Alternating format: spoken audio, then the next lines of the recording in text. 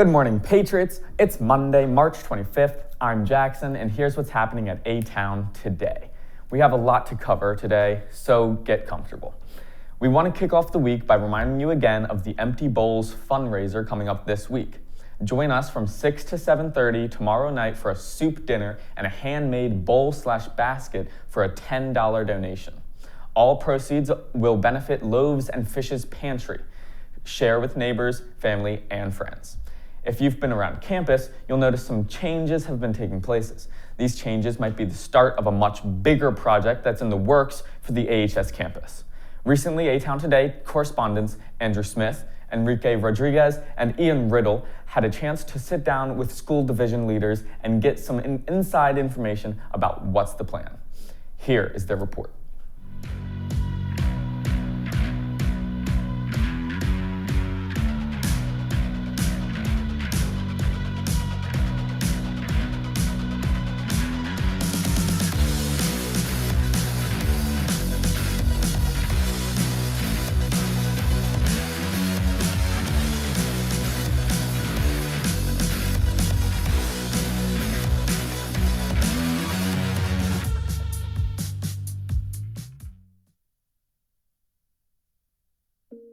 We're going to put parking garage No, here. that's the thing. A master plan is simply, I would say, not what's going to happen, but a set of recommendations and guidelines for what could happen.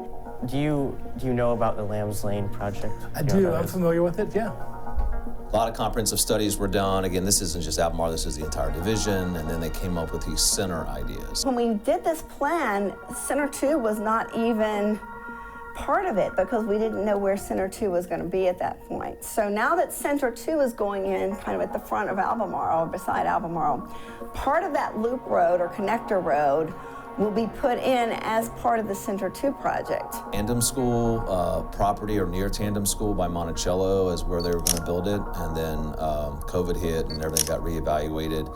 And so after people looked at different things, they felt like this was a promising area here. And so there's a lot of discussions, there's concerns, obviously traffic, things like that, right? And structures to handle more students or more staff or more people here. So they ended up landing on, there's a building right behind us called Building Services, where people operate out from the county. So that building will basically be demolished, and then they'll build a new Center 2, which will be there. It's not projected for another 3 or 4 years to be completed, but then that would be available to all of the high school students in the county, just like Center 1 is, and it also hopefully alleviates some of the crowding that we have here at the school, because we obviously have to use the pods out back. I can tell you from sitting in the meetings, this building is going to be nothing like Center 1. Center 1 is a small center within an industrial complex. This is going to be a standalone high school building that can house up to 400 students. That is going to be multiple stories, amazing natural lighting, but in addition, the classrooms are going to be the most up-to-date that we can financially handle. Well, I mean, if you're ever around, there's clearly space issues here, right? We have a lot of kids, and when you add in the elementary and Journey Middle School, this time of day, when you came in 4:30, kind of clears up a little bit, but between 4 and 4:30, this is high traffic, a lot of kids walking in and out. I think my main concern is like traffic-wise, how's that gonna affect the school? If you look at how they address the over-underpass down here on Hydraulic and Rio, I gotta believe they can figure something out for this too that doesn't make it too disruptive. It's probably gonna require some widening of lanes. Perhaps putting in concrete median guidance things it's amazing how much just putting a big blob of concrete in the middle of the road slows people down. So I have a feeling you'll see that, and you know what? Twice a day, traffic's gonna be funky like it is. Yeah. But I think if that's the biggest concern we have, then to me, you don't do it.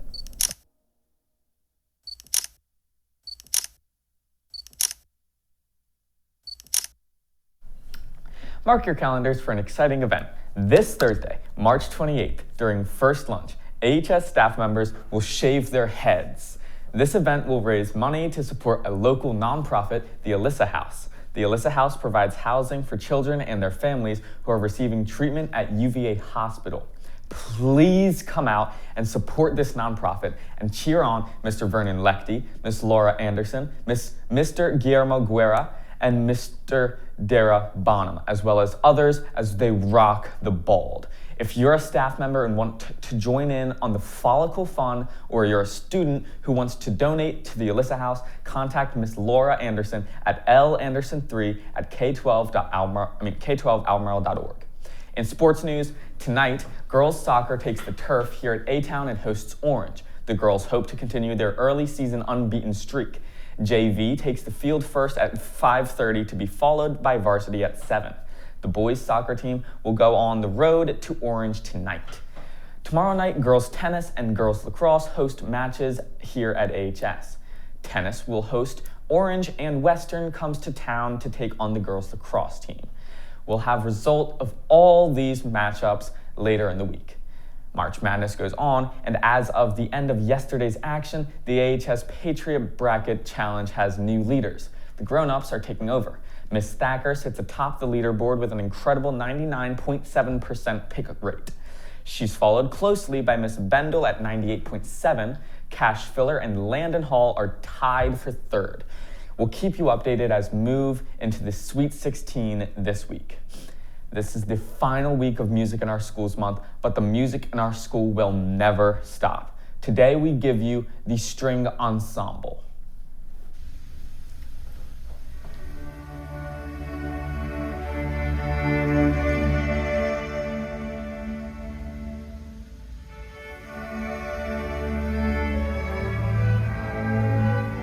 My name is Brady Finnegan. McKenna Kathy, Ava Weaver, Jackson. Teresa, Amy. My name is Carrie Finnegan, and I teach all the orchestras at Albemarle High School.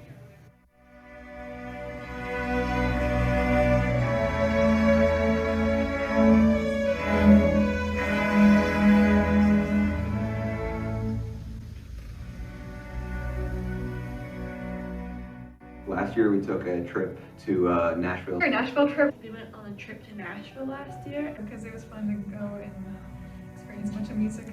We performed, we went to a bunch of museums and we saw like Garth Brooks. So that was pretty cool.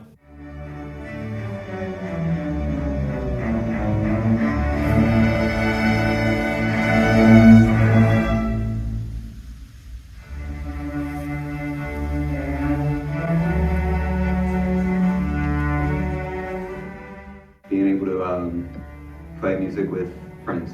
I'd say the vibes and the people, they just really make it a fun place to be. Yeah, the environment is really great. We can be pretty goofy sometimes, or like, actually like all the time we're pretty goofy, but it's Definitely the people in it. It's a lot of fun and the people make it really fun. Yeah, for sure. Visiting is also pretty funny. The trips and everything. That's a hard question. There's a lot I like about orchestra. Probably the repertoire. I've been doing orchestra for like 9 years now. So just throughout different stages of doing it with different groups, it's just fun to see like which directors pick what music. And I like the music that Miss Finnegan picks. And she's great. I love Miss Finnegan. She's a great director. So. My favorite part about teaching is watching the students grow up. I also teach the middle school. That feeds into Albemarle High School, so I know the students for about 7 years for the most part, 6th grade to 12th grade. So just watching them grow up into kind of adults is my favorite part.